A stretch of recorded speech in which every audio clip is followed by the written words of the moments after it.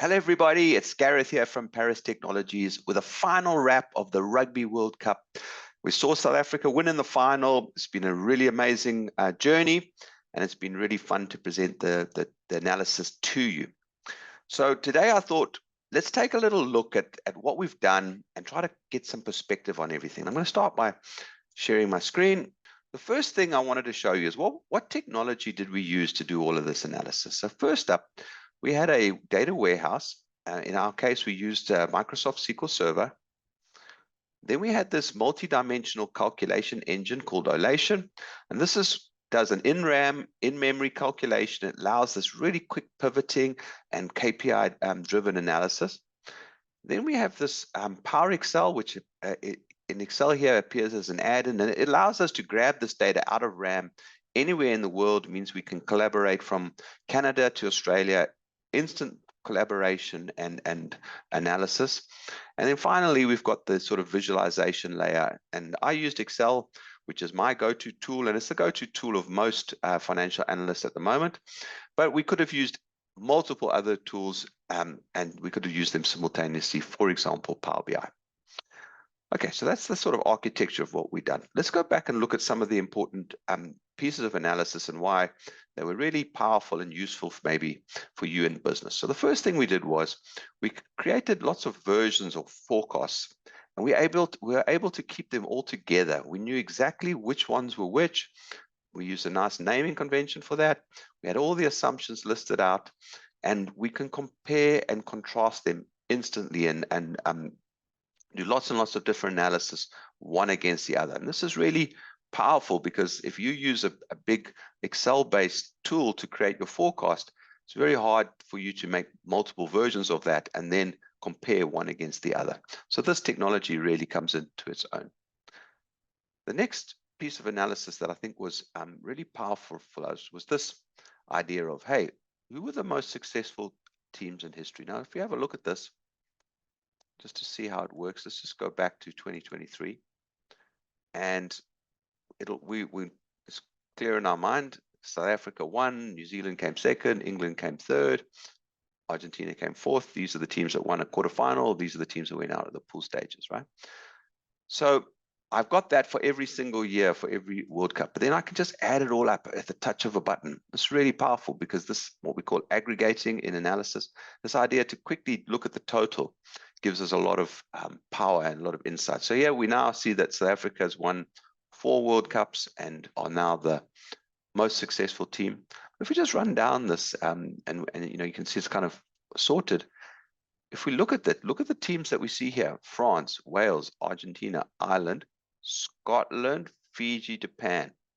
So you can see that, you know, all of these teams that I've read out to you were very, very competitive and were right there in the quarterfinal mix. So this type of analysis, but looking at who's been successful in the past, really helped us get to a good idea of who might be in the semi-final and in the quarterfinal.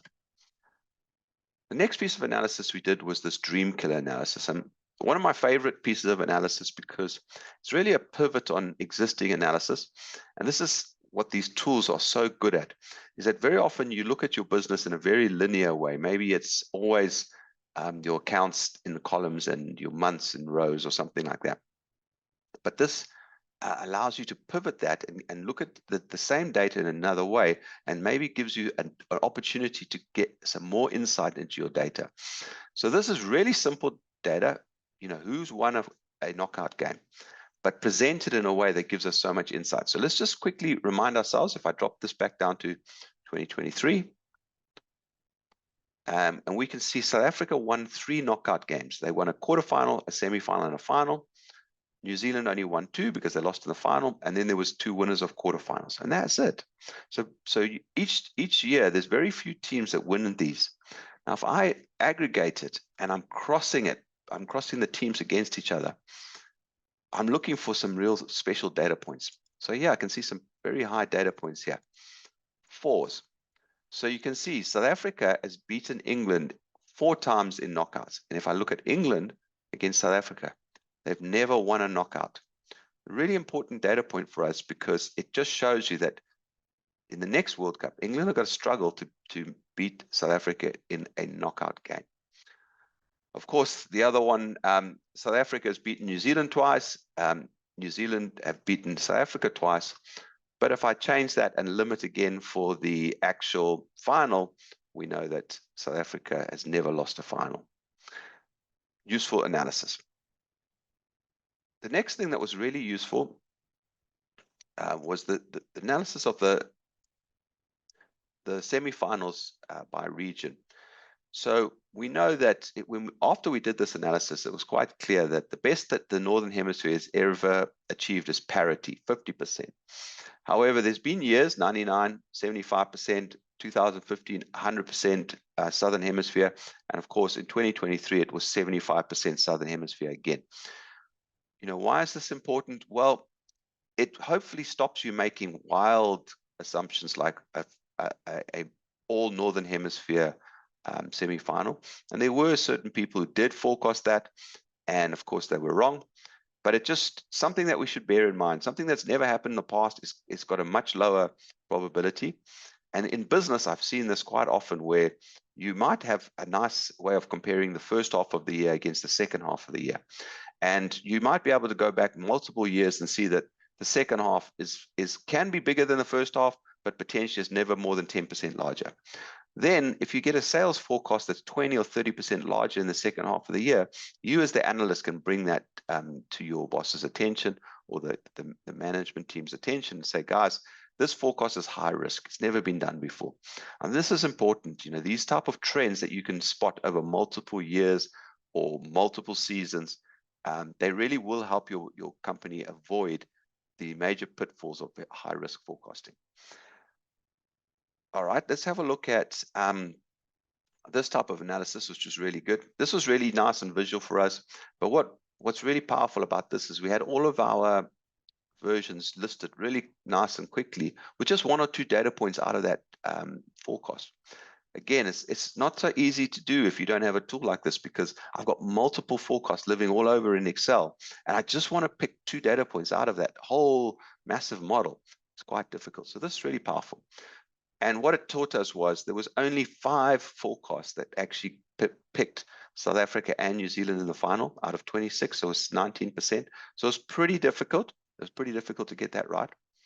And then if I just took that analysis now one step further, of the 5, 4 of them correctly predicted that South Africa would win. So I want to highlight 2 of them now. So first of all, I mean, if we go back, the very first forecast, V1, the Southern Scorcher was right, and V8, the Rainbow Nation, was right. Those were difficult to predict. That was 4 months out from the final. Really difficult. But I want to look at these 2. So the Mandela version was penned after the quarterfinal. So all of the really, really tough decisions had been made. And it then went on to predict the semi-final and the final. Whereas Greg Friend's All Roads Lead to Romefontein was done 4 months before any games had been played. And his forecast was surprisingly accurate. So I thought we'd just look at those 2 just out of interest sake. All right. Again, really powerful. I've got all of the data sitting here, and I can put it in any format I like.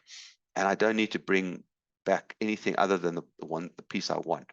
So here you see the Mandela version. We know all of these were done. We knew this information. We only had to predict these. So you can see it was a New Zealand-Argentina semi-final and an England-South Africa semi-final. And then we go on to get South Africa winning in the final. And let's just have a look at Greg Friend's version then.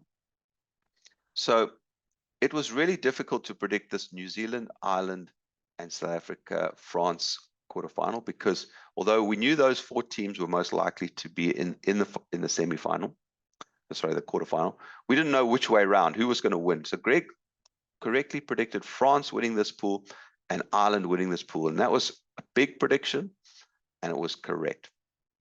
He also predicted England, Argentina. Again, England potentially wasn't playing that well, but still he predicted them to win this pool. And he predicted Argentina to come in second. And that wasn't that easy, because there was a lot of other teams playing well, in particular Japan, very closely ranked to Argentina, was also playing well and nearly beat Argentina into the second place, but he correctly predicted it. He also predicted Wales to come out of this pool, but he got this one wrong. And I think, you know, that was very difficult to predict prior to this tournament. Australia had the pedigree. They had some big wins in the Rugby Championship, but turned out to be very poor at the World Cup and did not qualify. So that kind of gave him 2 quarterfinals correct and 2 kind of upside down, but he predicted that England would win and he predicted Australia, but actually it was Argentina. So he ended up with this New Zealand, Australia, England, South Africa. So this semi-final he got right. This one he was missing Argentina, but he only had like 1 missing out of the semi-final. And he got the 2 winners correct and he got the final correct. So a lot of good things in this forecast, considering it was penned so far out. So I think definitely give Greg Friend the win on forecasting this World Cup. And that's it. That's a wrap for the World Cup. And I look forward to seeing you all next time in 4 years' time. Thank you.